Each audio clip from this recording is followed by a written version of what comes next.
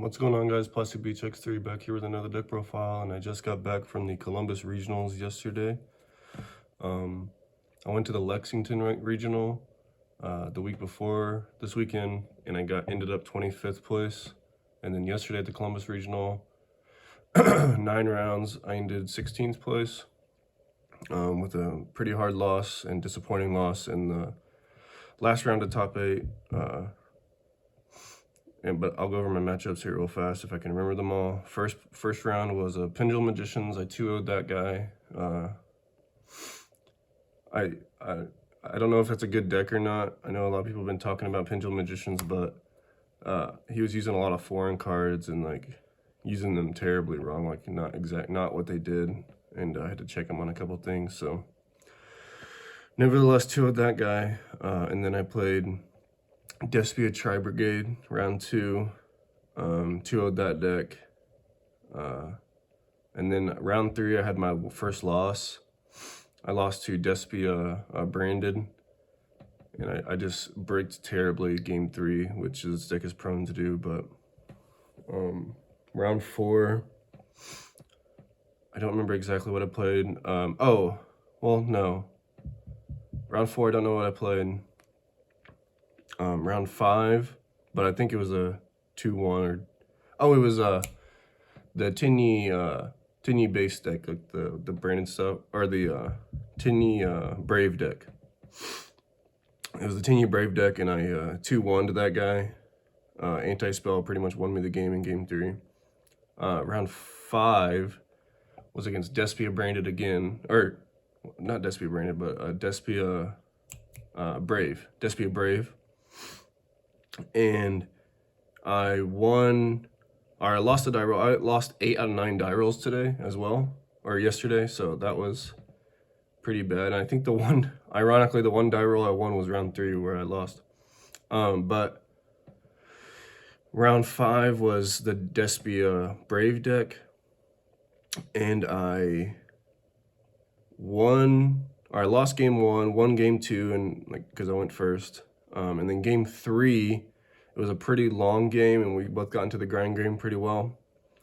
And the guy, I guess, forgot that he paid for 2,000 life points for the Anaconda.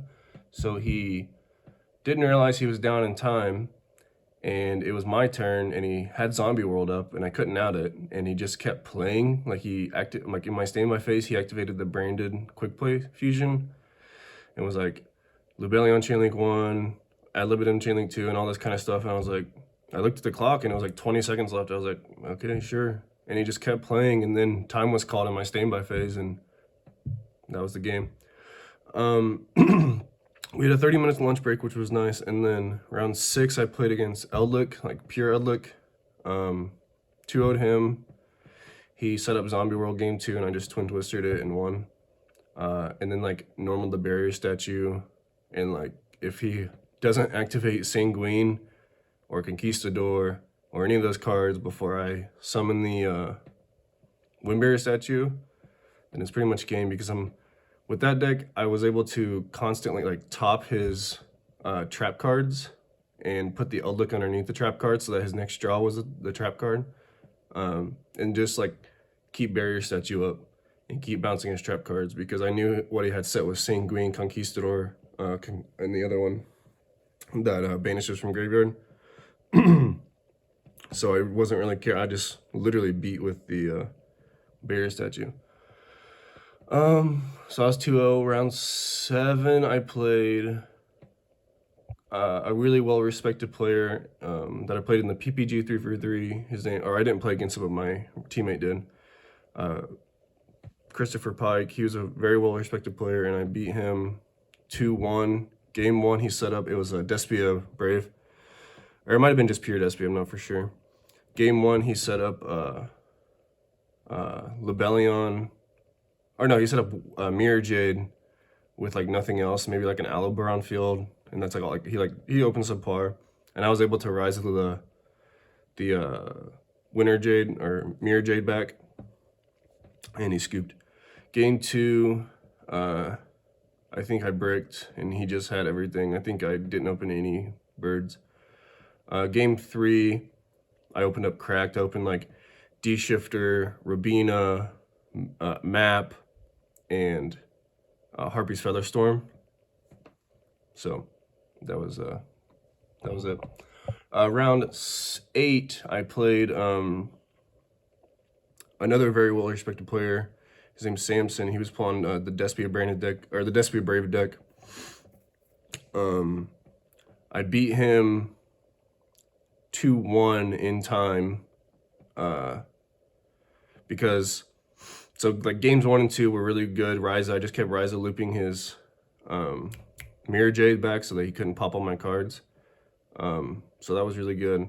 Game 3, I go first, hoping I open like a way to get to Impin and gain 500 life points on his turn whenever I pass, or on my turn, whatever time was. I can't remember. It was like 2 minutes going into game 3. So that was the goal going into game 3.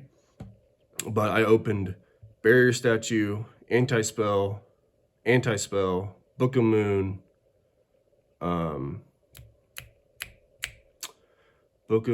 Harpy's Featherstorm. So I literally normal summoned the Barrier Statue, set 4, pass, anti-spelled, he set 4, pass, with no monsters. I poked with this is all with 2 minutes left on time. Attack with the Barrier Statue, pass. I think I drew like Twin Twisters for turn. And then he went normal summon Alubar, went to activate he activated Fateful Adventure and went to summon he added the Griffin Rider, went to summon the Griffin Rider. I Harpy's Featherstormed. He normal summoned Alubar, went to attack. I Book of Moon because my Book of Moon has already been set for a turn under anti-spell because we would pass back and forth. And that was a game. It was a timing round when it hit my turn. So I won that one. Round 9, the last round of the tournament, I played against Crusadia Brave, which I think the Crusaders are more or less just like spam link spam, and like get to access code fast, which he did. Game 1, he opened like DPE, Scythe, Dagda, so that whenever I activated my map, he was able to chain Dagda, set the oh no, I think I activated Terraforming. I don't know what I activated, but I activated some card effect. He was able to set the Dagda, or set the Lancia with Dagda, pop Lancia, and I had to play through Lancia going second, which was tough, but I did it. And then it just ended on like a subpar field, like Ryza, Barrier Statue. And he was able to crack back with an out to the... I think he was able to bounce my map so that I couldn't normal summon whenever he normal summoned. And then he just attacked over the Barrier Statue. Or no, he made access code and then... Oh yeah, he attacked over the Barrier Statue, was able to stall with another Lancia. And then my turn, I couldn't do anything because of Lancia. Got back to him, he made access code and won. That game took like 20 minutes. And then game 2, I opened cracked. I opened like full combo with Harpy's Featherstorm, so that was a game. And then game 3, we only had like 5 minutes, 10 minutes. And I couldn't play through. Turn 1, he opened like Lancia. Or no, he went first. He set up like the full thing with Lancia, so I had to play through Lancia again, going second. And then on his turn, I was able to D-Shifter, I think. And on my turn, when it got back to me, I finally got like a playable hand. I was able to like normal summon stuff. And he Lancia'd me again, and then was able to ogre my Robina so that I couldn't do anything. Because all I had was literally Robina. No map, no anything. Game 3. So that was a tough one in time. I maybe possibly could have done something if it wasn't for time. But it doesn't matter. I think I don't think I could have done anything because I was under Pot of Extravagance. It's literally my last card in hand was Pot of Extravagance, topped it off the top. Or not Extravagance, but Prosperity. And then I Pot of Prosperity into a Duality, and then Duality into like a Robina. So like maybe I could have done something, but I was at like a 2400 deficit, and there's no way I could get through with Prosperity, halving his damage that turn. So it was a tough loss. Missed the top 8, which I really wanted to top 8 with this deck, but nevertheless, done with the tournament report, and I guess I'll get into the deck to show you guys what I played. I've been playing this deck for a while. I took it to the PPG, as you guys saw, and I really like the unfairness. It's literally unfair. As long as you open playable, which doesn't happen as much as you want it to, this deck is just so unbelievably unfair with like several ban-worthy cards in it. And that's why I played it. Robina, Eagle, and then 1/1 of Toucan Stree. I was playing 2 Stree for a while just to have more targets with map, but like Stree and map by itself doesn't do like literally anything, so I thought 1 was perfect. Never needed a second because you're just obviously constantly looping them. And then the Windbearer statue, 2 Impin, and Ryza and Avion. Avion's cracked against the Outlook deck. You just set this up and they can't like judgment, or they can't like evenly you and stuff, or whatever they're trying to do. And then Ryza is like extremely good this format, like way better than last format, because you can bounce your main play, going second against Despy now is like just bouncing the Mirror Jade and then continuing your stuff with map, which is crazy. And that's why I play 2 Impin. Is like opening Impin isn't bad at all, because like people are always trying to Valor or Imperm or Ash the Eagle if you can't chain block it. And like opening the Impin is just so crazy. That happened in round 9, game 2. I was going first. He ashed my Eagle because I couldn't chain block it because I opened map Robina, and I opened the Impin, so I was just able to keep playing. It's also really good with the count. It's just another wing beast for the equip spell. So, and then for hand traps, I played 3 D Shifter, obviously probably one of the most broken cards in the game. And then I also decided to main 3 Ghost Cherries. This card was cracked whenever I saw it, but I barely saw it. I think I saw it going second. Saw it going second against the Sword Soul, Tinny, Brave thing deck, and he opens bag going first. He summoned the Griffin Rider, normal summon Token Collector, made Verte, paid cost, and I chained this and showed DPE, and that was literally game. And then round 8 against the Despia deck, he normal summon Alubar, search Branded Fusion, activated Branded Fusion, I chained, showed a Lubellion, and he literally had to pass on like Albion Alubar, which was obviously game for me. 3 map and a terraforming. I side this card out a lot just because of draw. I don't want to lose the draw, but it's very good for consistency, and it's obviously search is the best card in your deck. And then 3 of the equip spell and 1 of the continuous spell. This card is unbelievable in time. It's unbelievable, just like chain blocking and like just another way to get your play started if they don't have an Ash. And then the wins is crazy. A lot of people don't know that this card is not once per turn. You can just keep like tribute over going second. You can like activate this, tribute over something with Impin, tribute over something with Ryza, bounce 2 with Ryza, because you can't get the 3rd Ryza effect under it. But nevertheless, you're removing 4 cards off the field that is not a destruction effect. It's crazy. And then for consistency, 3 pot, obvious. And then for like more of the quick play type cards that predict my plays, because like this deck loses to obviously hand traps like Ash and Valor and stuff. So Called By, which is the best one, and then 2 Book of Moon for like to have 3 of these kind of cards, 6 of these kind of cards, I guess. Book of Moon is also crazy going second. There's several times where I would just like someone would set up like Mirror Jade with the Griffin Rider, and I just Book of Moon the Griffin Rider and able to play through a Mirror Jade because all my monsters like to be banished anyway. And then for going second card, Dark Ruler, so I had 9 going second cards total in the deck, which I thought was pretty good. Dark Ruler is just crazy for blanking fields, obviously, and then tributing off their cards. And then Dreaming Town was the last card. In the main deck, 40 main deck.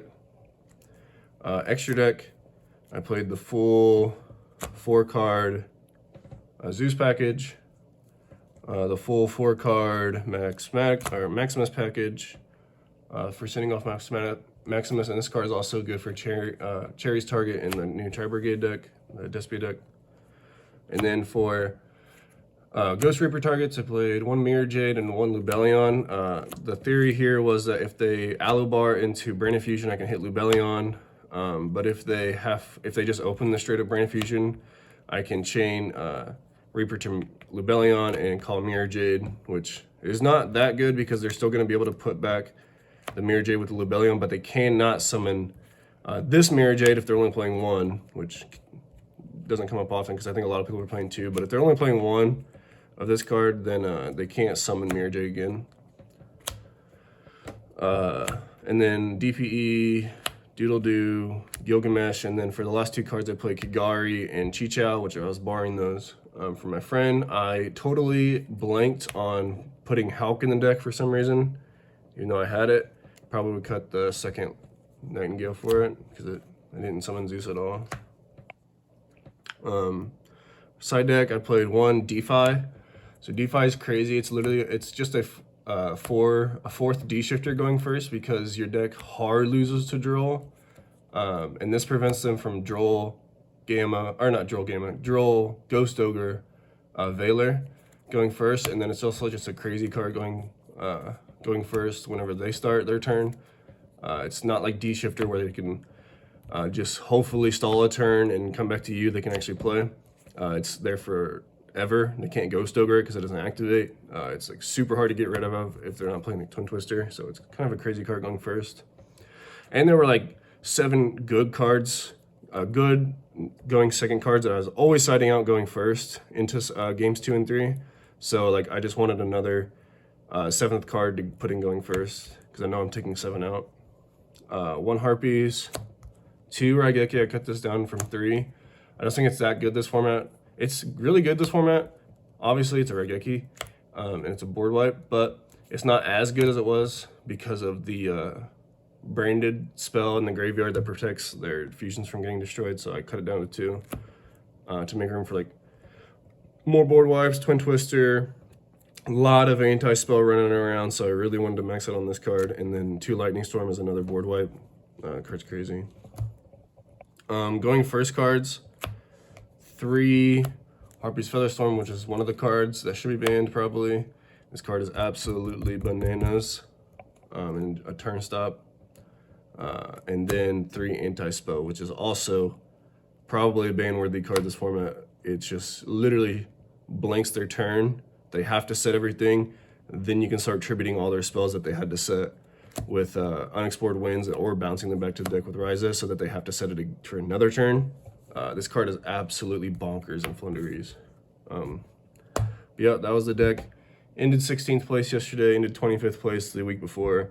So, and I thought it would be interesting to show you guys my list. Check out PlussyBeachX, subscribe. PlussyBeachX3, subscribe for more videos, more competitive YuGiOh videos. See you.